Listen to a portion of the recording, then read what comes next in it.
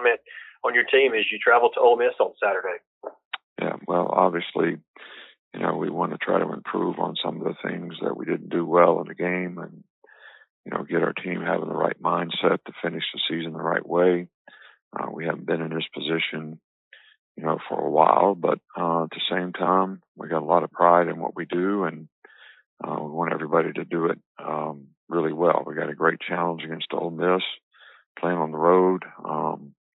These guys are, one of the best teams offensively in the country, especially when it comes to running the ball, and we got a good defense, so it's going to be a very challenging game for us. But like most games, it's going to be a lot about how we execute and what we do. So that's what we're trying to focus on.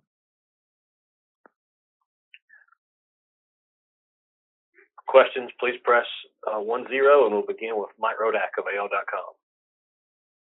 One of your former players, and Greg McElroy, said yesterday that this is the first time he's ever been concerned about the future of the Alabama program. Just what's your reaction to that, and more generally, the concerns of former players about what they view as issues with the culture of the current team?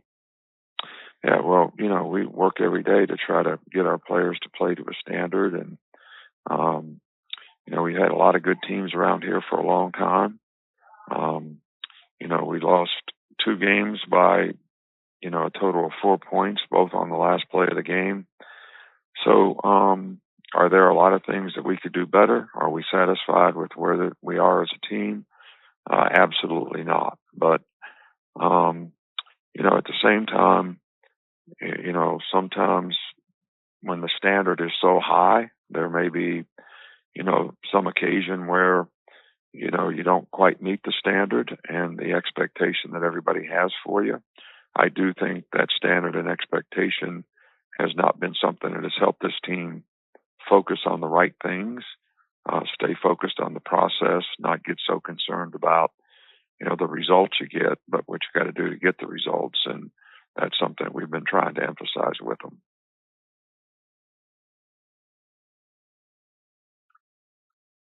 Next, we'll go to AP Stedham of WHEP. Good morning, Coach. Good morning. Coach, have you ever had a running back as the leading receiver on any of your teams? And what does that say about a team when the running back is leading receiver? And then also, Lane Kiffin, when you're preparing for him, what are some of the things that your defense maybe needs to approach differently? Yeah, well, first question first. Jameer is a really, really good player. We try to feature him in the offense. Running back, that's a great receiver, is, oftentimes a really good mismatch player, and we've been able to utilize him, I think extremely well. I don't think it says anything about the rest of our guys other than the fact that, he's been very productive and he's a very good player, and we've done a good job of utilizing his talent. I think Lane is one of the best offensive coaches, in the country, firsthand experience from when he was here. And they have a lot of formation multiples, motions, do a really good job with executing what they want to try to do in the running game, and have really good complementary passes to go with it. So defensively, you got all 11 guys got to be on the same page, and all 11 guys got to play responsibility football, or you're not going to be able to stop the run and the play passes and the things that go with it. Thank you.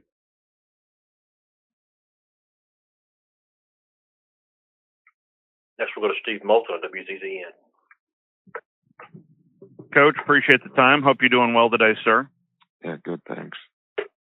Was wanting to ask about the Ole Miss defense, and what impresses you most about this Ole Miss defense, Coach? Yeah, well, they're aggressive. These guys, play really hard. They got a different kind of scheme, kind of a 3-3 scheme. So the multiples of, what they play in the back end, how much they 8-drop. They're also a pretty good pressure team. So, but they play really good team defense, so their players understand the scheme really well, and they do a good job executing it. Now, with your squad, your defense in particular, Coach, how good of a tackling squad do you think you have, and is it hard to improve that inside of a season once fall camp is done, Coach? Well, we haven't tackled poorly in all games, but the two things that have, when we haven't played well in defense, we've had too many missed tackles and too many mental errors. So those two things contributed to poor performance at Tennessee and LSU. Those are the two, major factors, in those two things. So, but there's been other games when we've had very few missed tackles. So it's just not a season-like thing that has been a major concern the whole year. Thank you, Coach.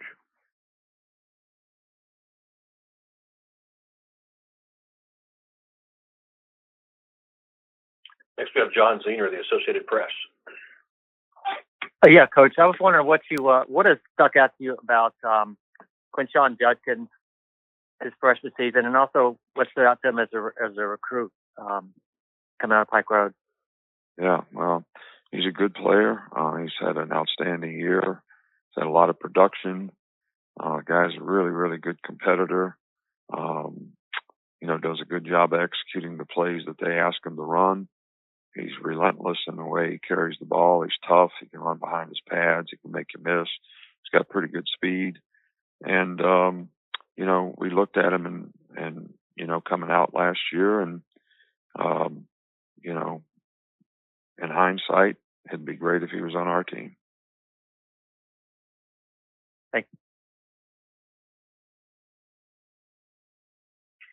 It's going to wrap you up today, Coach. Thank you. All right. Thank you. Please press 10 on your telephone's keypad now. And, Coach, while we wait on any of those questions, if you could please take a moment to comment on your team as you prepare to host Alabama. One moment while we get Coach Kiffin back on the line. Please continue to press 10 to get in queue. Sorry, I was on mute.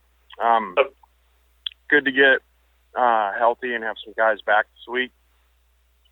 And getting ready to play at home in front of a great crowd and long home winning streak, and the best program around for years coming in. So it's a big challenge always to play Alabama, especially with the returning Heisman Trophy winner at quarterback. A lot different than the old Alabama teams. To have a quarterback like that, and as you've seen, James has kind of put his Superman cape on and take some games over. For questions for Coach, press 10, and we'll begin with Steve Moulton of WZZN. Well, Coach, you kind of mentioned it right there. I wanted to ask about development of what you've seen out of Bryce from last year to this year, and specifically what you're seeing out of his wide receiver core as well, Coach. Well, he's, like I said, he's kind of put on the Superman cape a number of times this year and brought him back in games and take over games. He's a ultra elite passer that's very hard to get down.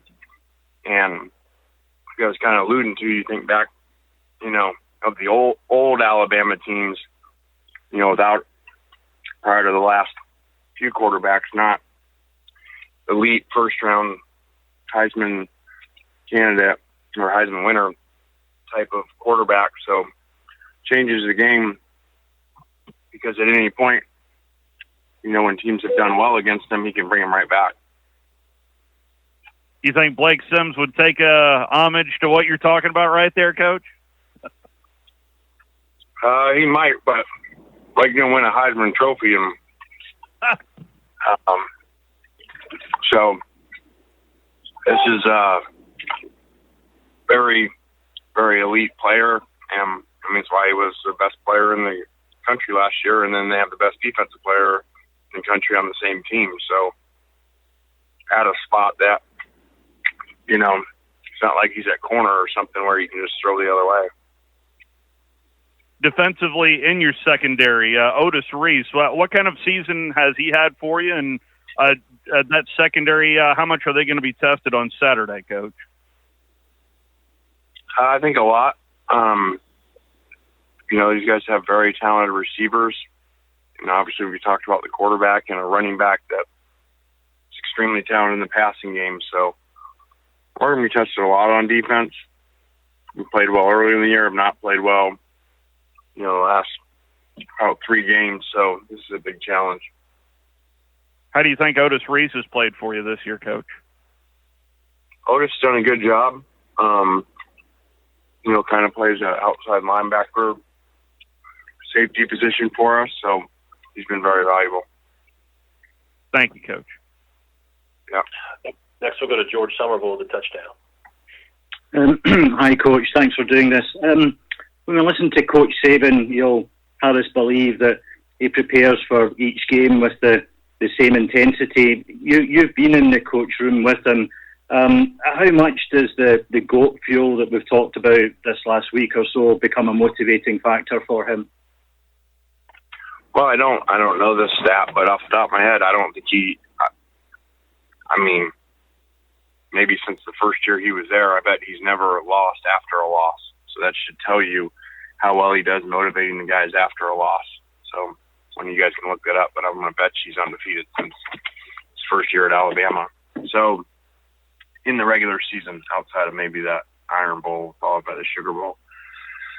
So he does a phenomenal job at it, and even though his intensity's up all the time, I think it's even more up after a loss. Thank you. If there are any other questions for Coach, please press 1-0. We have a follow-up from Steve Moulton. Coach, how would you characterize your relationship right now with Coach Saban? I think it's good. We see each other at the meetings and talk, and actually the last one sat down at breakfast with Kirby and Billy Napier. So it's just kind of like a old staff meeting. So it's really was an awesome experience there to learn from him, and one that kind of, as you get further away, you even have more appreciation for everything he did for me and everything I learned from him, and for him taking a chance on me and really saving my career. Who was the best basketball player among that quartet, Coach? I actually, which you probably wouldn't believe, never went over for basketball. And I will tell you why. They recruited me to go over, but they told me, hey, Coach picks the teams, Coach picks who guards them, and you can't, foul them. And you got to let them score. And I said, well, I'm not doing that. That's not in my DNA. So I never once went to the new noobs. Thank you, Coach. Yep. Next will be Blake Topmeyer of USA Today. Hey, Lane, I saw you tweet a photo of the leadership book on Nick Saban. I wondered if you've been reading that and what you've learned from that. Yeah, actually, the author sent me a copy. So I actually was open really a week ago, and on the plane during the bye week, I glanced at it and read a little bit of it. It's pretty in detail of a lot of different situations. Well written. And then, I saw you kind of responded to some of this opinion, speculation that, Saban's dynasty is wobbling. You seem to kind of push back on that. From your perspective, why do you think that's untrue? Why do you think, Alabama is still kind of positioned for the future, I guess? Well, I think, and I understand it's your guys' job, it's media's job, it's Paul's job especially to just create attention and create the storyline all the time. And once he said what he did, it got a lot of attention. But it's ridiculous. And when you really dive into coaching and not just a result of a game and go, okay, Tennessee, loudest place, the whole thing, and then if they just make a kick, Alabama makes a kick, Tennessee can't win the game, and Alabama wins the game. And then you go down to a 2-point play that's 50% either way. All right, so the guy's literally 1 foot from being stopped short. If he stops short, okay, or the guy misses a throw, one play, and then they're undefeated. They're number 1 or number 2 in the country. So, those statements would be if they were getting beat by 14, 21 points or something, that would be different. So it really is ridiculous, but I understand that's just what you need to do in the media to have something to talk about. No one's going to really listen if you say, hey, the dynasty's still going, but it is ridiculous. And like I said, dynasties are over when you start to see people being outcoached, outplayed, losing by 21 points. You know, you're talking about two of the hardest places versus two really elite teams that at the time were as hot as anybody in the country as they went into both those places, and elite quarterbacks. You know, that's not, and down to one play. Thanks. That's going to wrap you up, Coach. Thank you. Yep.